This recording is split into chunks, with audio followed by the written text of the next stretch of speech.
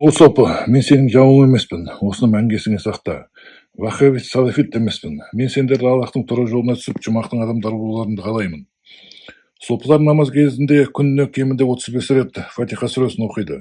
Бірақ өкінішке қарай ештеңе түсінбейді. Ол сүреде былай дейді: біз жалғыз саған ғана табынамыз, және жалғыз сенен ғана көмек сұраймыз.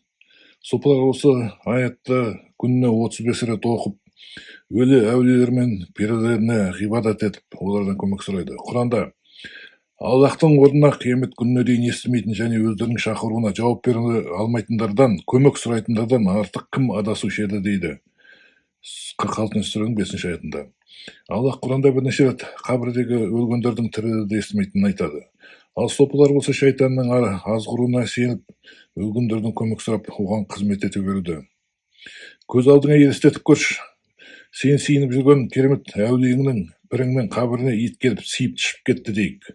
Егер ол үлкен керемет қасиетке, қуатқа ие болса, бұл итті өзінің үстінен сиіп тышқызбай қуып жіберіп жазалайтын еді емес пе? Жоқ, ештеңе істей алмайды. Сендердің өлген пірлерің мен әулиелерің тірілердің дұғасына мұқтаж. Ал енді өздерің ойлап көріңдерші, егер олар өздеріне көмектесе алмаса, онда саған қалай көмектеседі?